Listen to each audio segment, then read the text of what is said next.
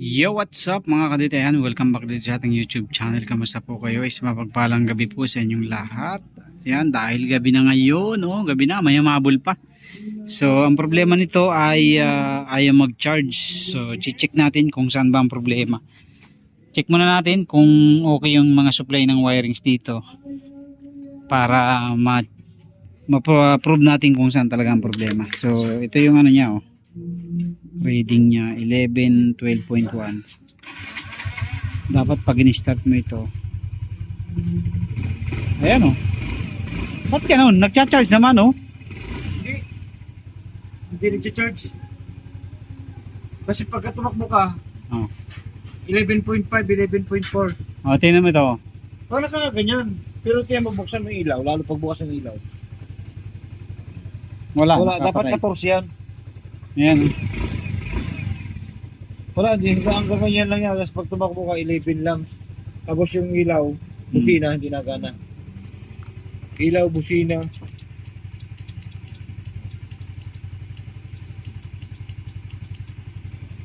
Buksan mo nga to. Tingnan natin ito. Tingnan natin kung saan ba talaga ang problema.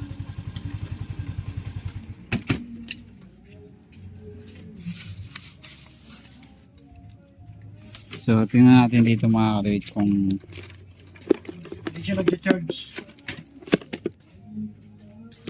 kung ano ba talaga ang problema. Adjust mga konti dito. Okay lang, may madaanan lang.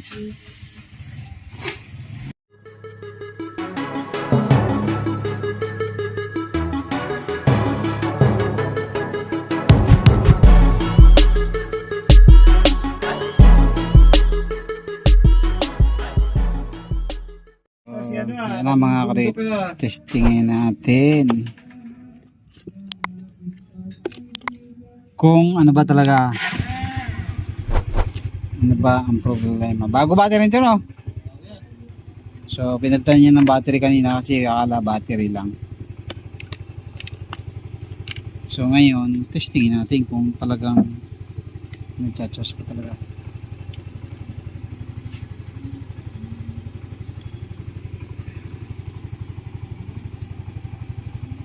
.0. Sige nga, charge, ano mo nga, rev mo. Wala.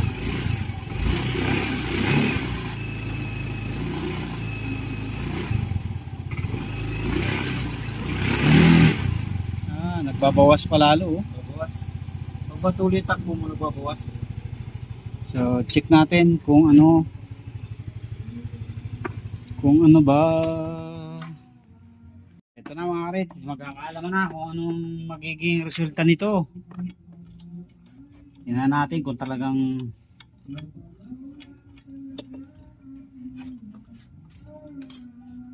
ano yun nga, hatakin mo.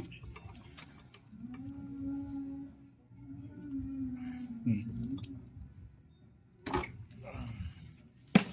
So, lagyan natin ng contact cleaner mga karit para baka madumi lang.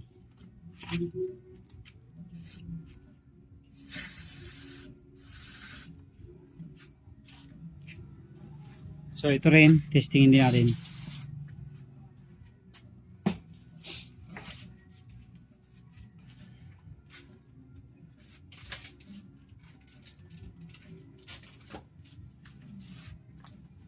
So minsan ang nangyayari ganun lang. Nagkakaroon lang siya ng corrosion. So ito, pihit natin ng konti.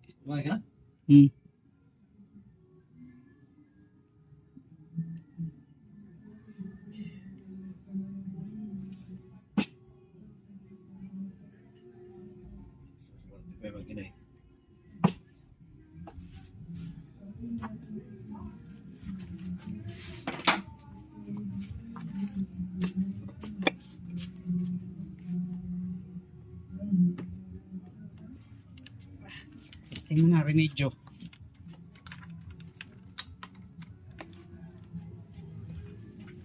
Testing.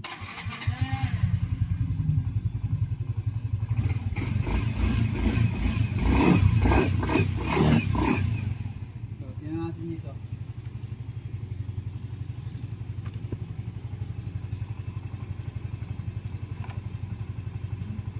kasi ang ating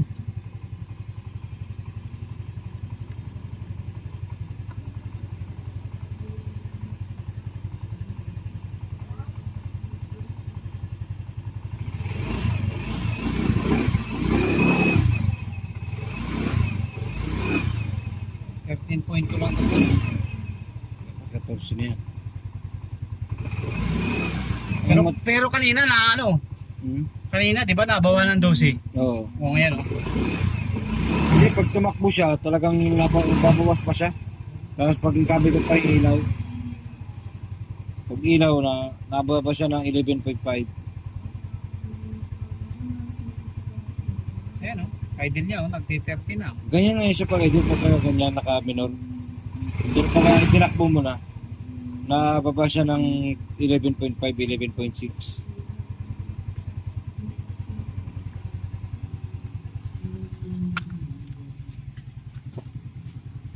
Testingin natin mga katuwid na may ilaw para malaman natin. May tablet dyan.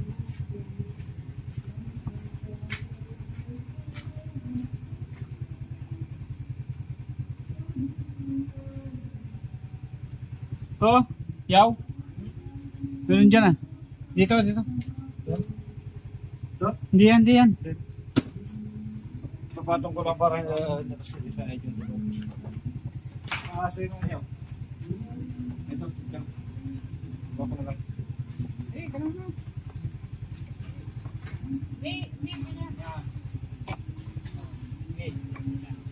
Wala.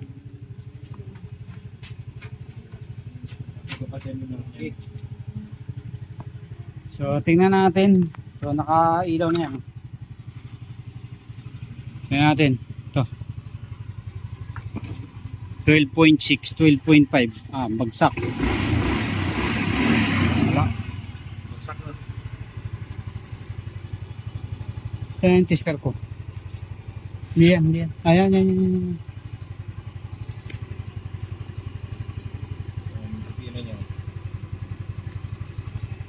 Sige, bayaw. Ano mo nga? Wala. Bagsak. So, nagkaano naman siya gumagalaw. Kaso, ang problema niya, walang problema sa connection kasi naangat Ang problema niya talaga dyan, charger na. Subukan natin yung charger na dalawa. Meron akong hiniram na dalawang charger dito. Isang stock. Pero, ito, sira na rin daw to. Titestingin lang natin kung anong mangyayari kapag tinesting ako.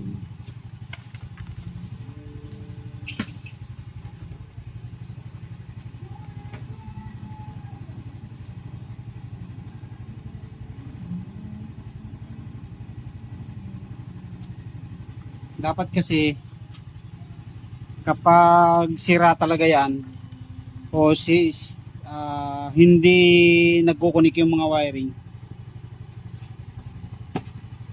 ay totally hindi bababa o hindi magbabago yung bababa pero kumbaga hindi aangat yung volt natin dun sa battery, yung voltage na pumapasok. So meaning mayroong problema sa wiring. Pero sa kaso naman ito, ayan umiinit siya, ibig sabihin okay siya. Ang problema niya lang talaga Hindi nag-charge. hindi na siya nag-charge ng ayos.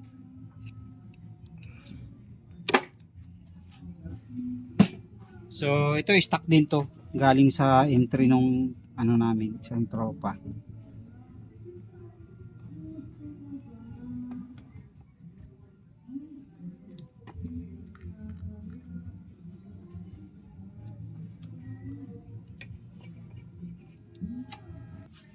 So yan ang mga kabit, may kabit na.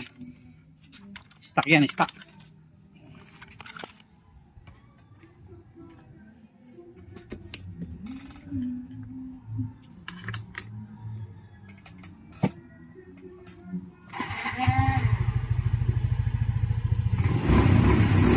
Wala. Wala ka rin kagalaw-galaw. Sana yung ko dyan? Tester ko.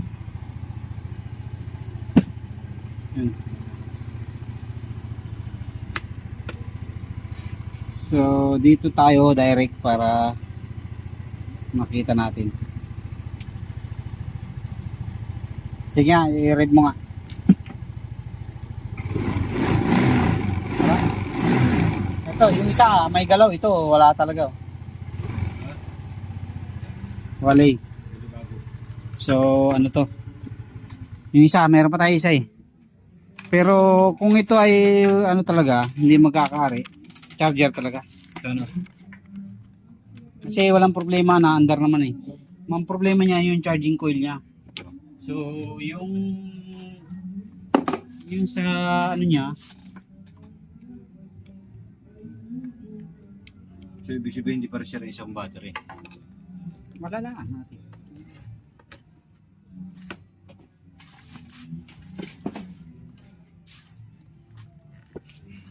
Yan.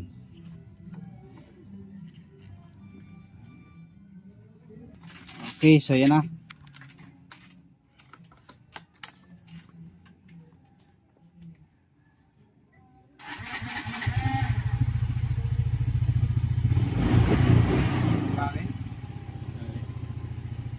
Walang galaw.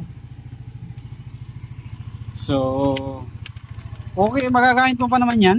Ayun. Magagamit mo pa naman ito sa pagpasok bukas. Hindi na, bili ko lang si Kim.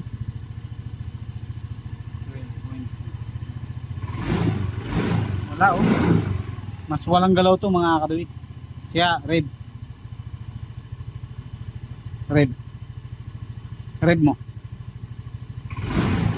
Wala oh. Totally wala. So, balik natin yung isa ito.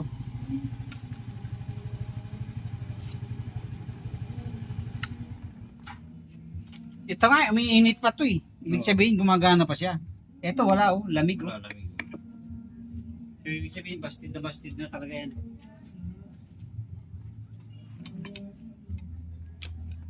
Pasuyuin ko na si Kim bukas ito. Papuntahin ko sa PGA. So, diagnose din natin mga kaduit para sureball na tama ang findings. So, itong taas na to, kahit magkabaliktaran to, negative positive lang naman to. Pagka umilaw to, ibig sabihin, good yung connection natin. No? Nakabuhay yan. Hindi patay. So, ibig sabihin, okay yan. Direct pala yan. Okay lang kahit hindi.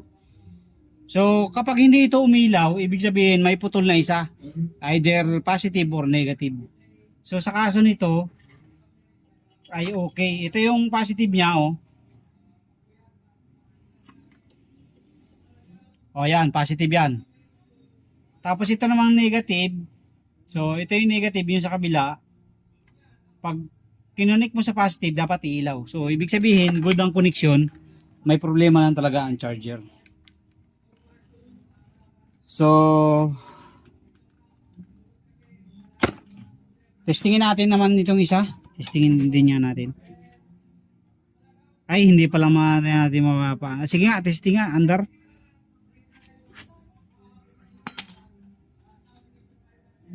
Wala. Hindi nga pala andar kasi walang. So, yun. Charger talaga ang problema niya. Charger. So, bukas ayusin natin yan. Papalitan natin ng bagong charger. So, ito na mga kaduit yung binili natin. Bumili tayo. Crayon lang yung nabili natin kasi wala talaga makuha. Kahit yung TTGR sana, goods din naman yun. Kaya lang wala. No choice tayo. So, nagtanong din naman ako ng stock. Naubusan na rin tayo dun sa kay Bossing, kaya ito na lang kinuha ko kaysa sa hindi magamit. So titingnan na lang natin kung tatagal to. So Thailand din naman ng crayon.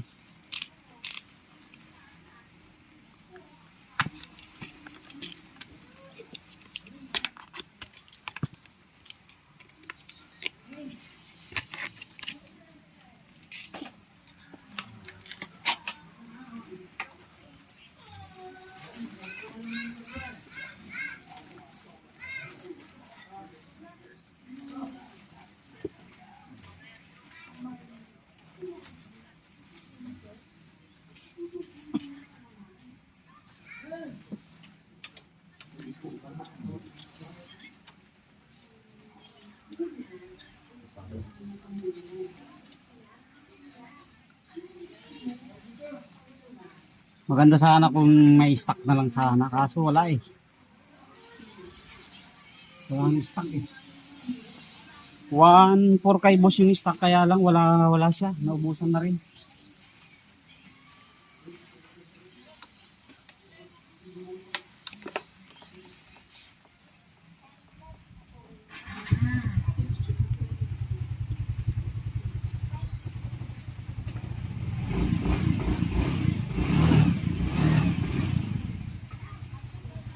Ayos na mga katuit. So kung kagabi ay ayaw mag angat ng reading, so ngayon okay na. Ayan. Oh.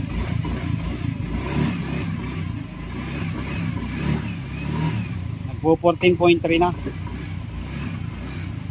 So okay na to, talagang charger lang ang nasira sa kanya. Double check natin yung kanyang voltmeter sa battery para sure. So nawawala yung voltmeter tester ko mga kaduit, pero so far okay naman na to. Okay na to. So hindi ko malaman kung saan ko nailagay kagabi. Pero ayos naman ayos na siya. Yan ang may voltmeter naman siya dito. Ang importante kasi yan. Kasi kagabi pag nire-rev mo wala talaga. So yun lang mga kaduit. So yun lang ay replacement lang yung atin na ikabit dahil wala talaga tayong makuha. Urig na sana ang bibiling ko kaya lang wala talaga eh. Hindi tayo nakakakita ng urig. So yun lang. Kakabit na lang natin yan dahil kukuhanin na ng may-ari yan. So charger lang, rectifier lang yung problema niya.